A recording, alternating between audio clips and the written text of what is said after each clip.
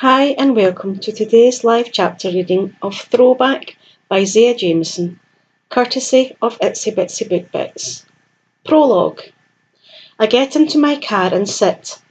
My hand refuses to put the key in the ignition. This is dumb, so dumb. Just stay. Go back in there and just say, never mind. I look up and see one of the curtains in the front window of the house flicker. I'm being watched. Is she waiting for me to come back in?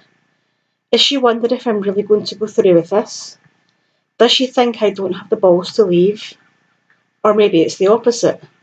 Maybe she thinks I'm a chicken shit for leaving. My hand finally decides it's time to go and shoves the key into the ignition and turns.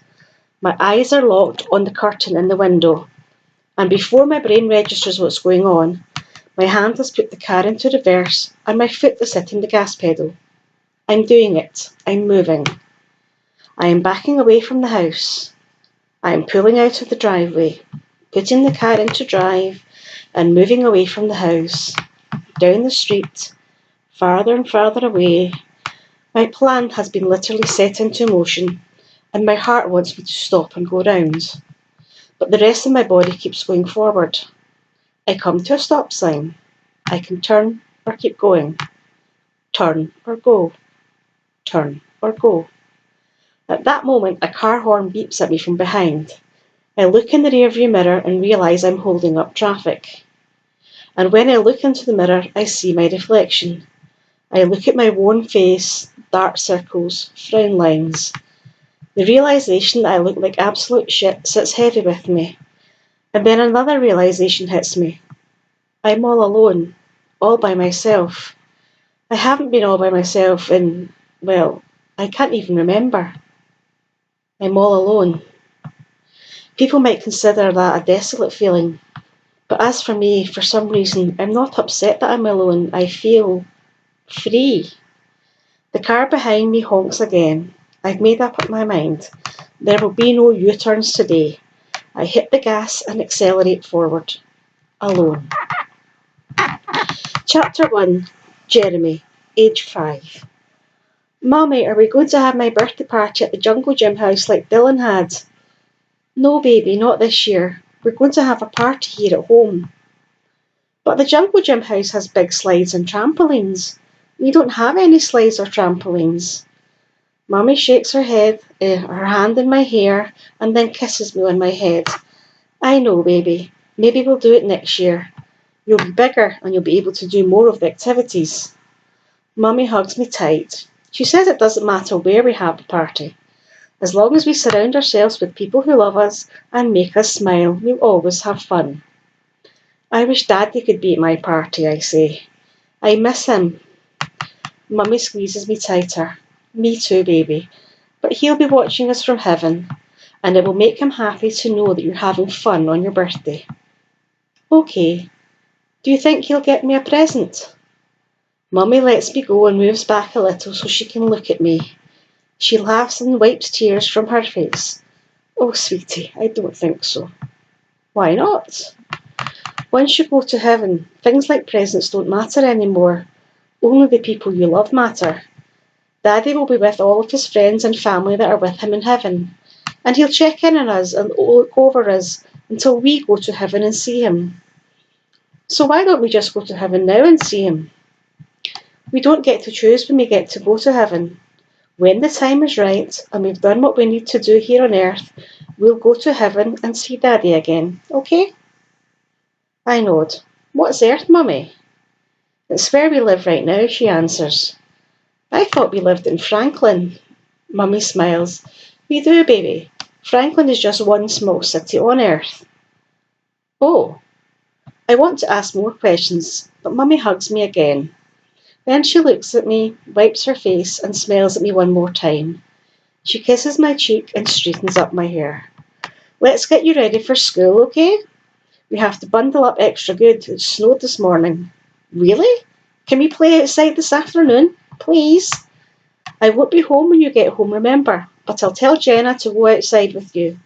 She points her finger at me and gives me her serious face. Don't forget your snow boots this time, okay? I smile. I love playing in the snow. Okay, I say to Mummy. Mummy gives me another tight hug. This one lasts a long time. I love you, Mummy, so much. I love you too, baby boy, so much. Chapter 2, Libby, age 8. What on earth are you eating? I can't see her, but I can feel my mother sneer down at my plate. A hot dog and green beans. I look up at her and she tries to make eye contact with me, but she stumbles backward slightly and clutches one of the other chairs at the small table I'm sitting at in order to steady her balance. A hot dog with no bun or ketchup or mustard. A six-pack of hot dogs and a family-sized can of green beans was all I could afford this weekend at the grocery store after scrounging up a few dollars in change. If I divided it out just right, it would last me for dinner all week until I could figure out a way to get more money. Well, hurry up so you can clean up the mess you've made in the kitchen and go to bed already. Why does she have to be here tonight? It's so much better when she's not here. When she's home, I'm not allowed to go anywhere with my food or drinks except the kitchen. I have to sit at the kitchen table and eat dinner by myself because I'm messy, although I've never made a mess before. When she isn't here, which is most of the time, I can eat and drink wherever I want. Mum walks away into the living room to give Gator, her new boyfriend, a beer. I don't know why anyone would name a person Gator. That's worse than being named Olive. I want to ask him why his name is Gator, but Mum told me not to talk to him because she wants him to stick around for a while, and kids annoy him. So if I ask him, he'll probably leave. Maybe I should go talk to him so he will leave. He's not very friendly. Then Mummy could have a friendly boyfriend. Not that any of her boyfriends have ever been friendly.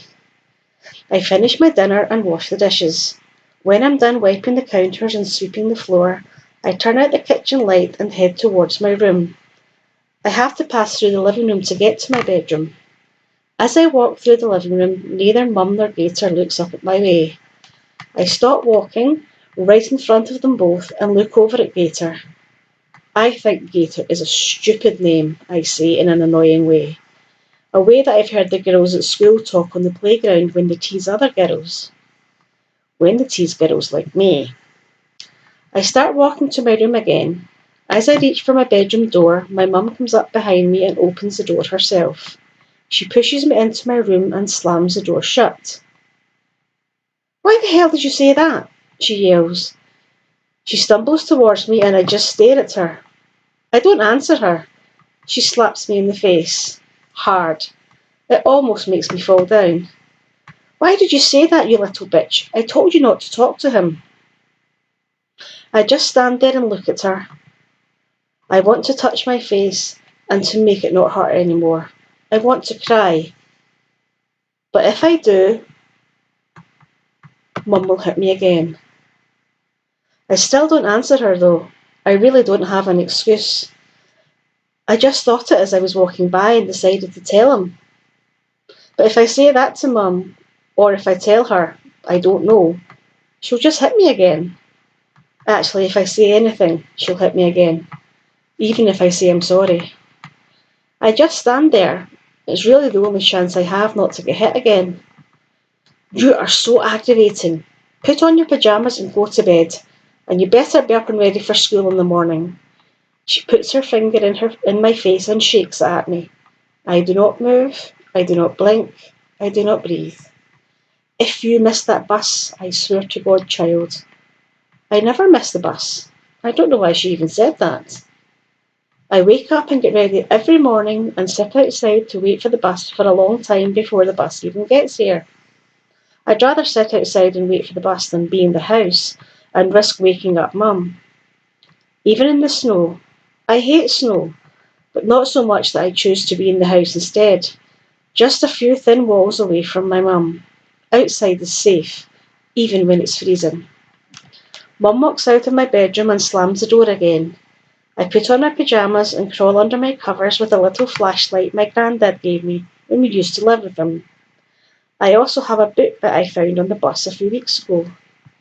It's about a girl named Ramona Quimby. I've lost count of how many times I've read it. If Mum found out I was reading in bed instead of sleeping, she'd probably get mad. But I don't care.